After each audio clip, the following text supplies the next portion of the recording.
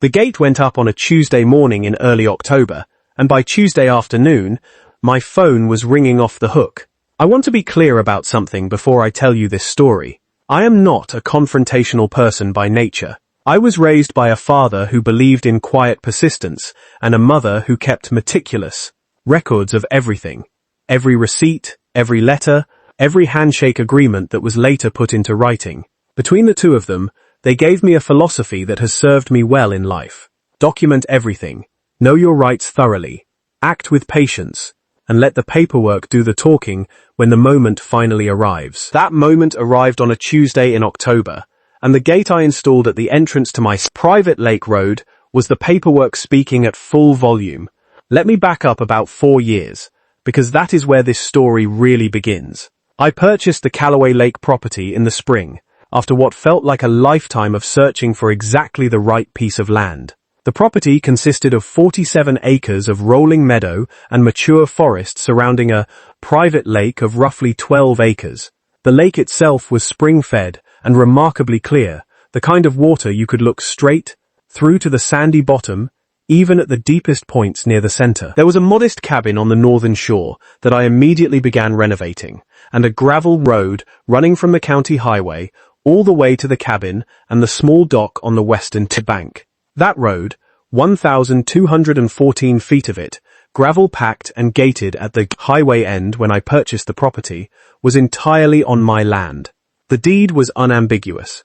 The survey was unambiguous. The title company had reviewed everything and found it clean. The road began at my property line and ended at my cabin. Every inch of it belonged to me. What I did not fully appreciate when I purchased the property was that a small subdivision, called Lakeview Pines, had been developed about a quarter mile from my western fence line, sometime in the late 1980s. Lakeview Pines consisted of about 60 homes, and it had a homeowners association, the Lakeview Pines HOA, that had apparently been operating for many years under the assumption that my private lake road was a public access point to the water. It was not. There was no easement recorded anywhere in the county land records granting residents of Lakeview Pines any right to use my road or access my lake. There was no historical easement. There was no implied easement. There was no prescriptive easement being established at the time I purchased the property, because the previous owner, a retired schoolteacher named Mr. Harlan Beaumont, had documented every single instance of unauthorized use over the previous 12 years and sent certified letters to the HOA board each time, explicitly objecting to the use and preserving his right to exclude. Mr. Beaumont had saved every one of those certified letter receipts. His attorney passed them along to my attorney during the closing process, along with a note that said, essentially, the neighbors have a habit you will want to address. I spent the first 2 years on the property observing that habit. Residents of Lakeview Pines drove down my gravel road to reach the lake, sometimes parking along the edges, sometimes bringing kayaks and paddleboards and coolers. They were, by and large, pleasant people who simply believed they had a right they did not actually possess. I watched, I documented, I photographed license plates and noted dates and times in a logbook I kept specifically for this purpose.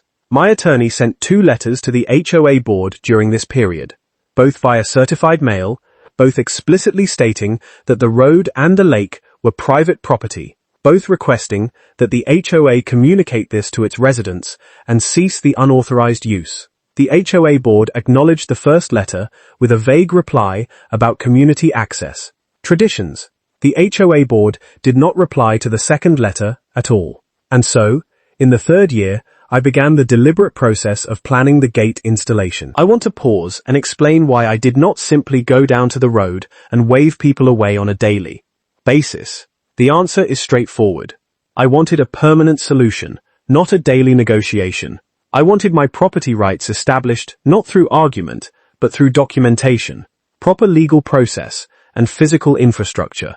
A gate with a recorded installation, combined with a proper notice filing at the county recorder's office and formal written notice to the HOA, would establish my rights cleanly and permanently. My attorney agreed this was precisely the right path. I pulled the necessary permits from the county. I hired a licensed contractor to install a steel swing gate at the property line, properly anchored and equipped with a combination lock. I filed a formal notice of private road closure with the county recorder. I sent certified letters to the HOA board, to the HOA's management company, and to the county roads department, all notifying them of the gate installation date and the closure of the road good to non-authorized users. Everything was documented. Everything was properly filed. Everything was done through the correct channels. The gate went up on a Tuesday morning in early October. By Tuesday afternoon, a woman I will call Margaret, the sitting president of the Lakeview Pines Pay, arrived at the gate in her white SUV, found it locked, and began making phone calls from the driver's seat. I was watching from the cabin porch with a cup of coffee. I was not worried. I had my file. Margaret called the county sheriff's non-emergency line to report what she described as an unlawful road closure blocking community access. The deputy who responded was a patient man named Officer Daniels, who arrived, reviewed the situation, and asked me to present my documentation. I provided it: the deed, the survey, the permit for the gate installation, the county filing, copies of all the certified letters, and the title company's clean title confirmation. Officer Daniels reviewed everything carefully. He spoke with Margaret and explained, with considerable politeness, that the road was private property, that the gate was legally installed with all proper permits, and that the county had been formally notified of the closure well in advance.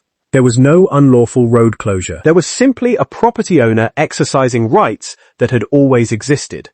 Margaret was not satisfied. She contacted the HOA's attorney.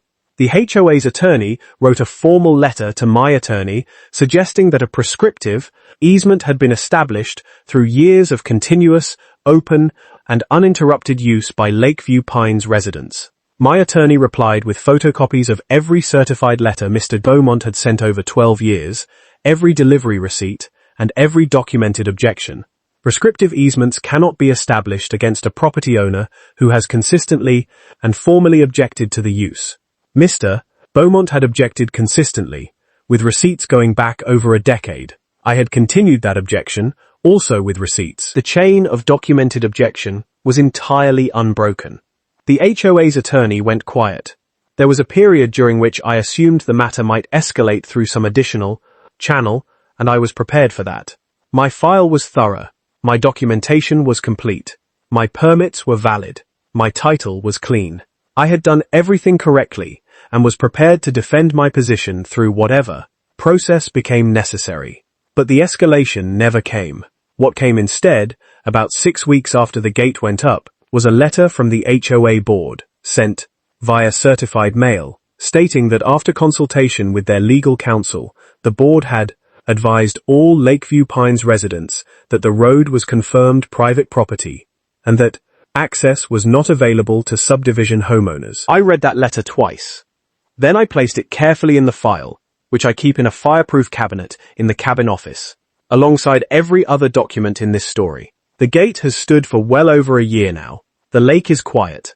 On clear mornings I can see the sandy bottom from the end of the dock, and sometimes I sit out there, with coffee, and think about what my father told me long ago. That the most powerful thing you can own is a thorough understanding of what belongs to you. Not in a grasping sense, but in the sense of quiet, well-founded confidence. Know what is yours.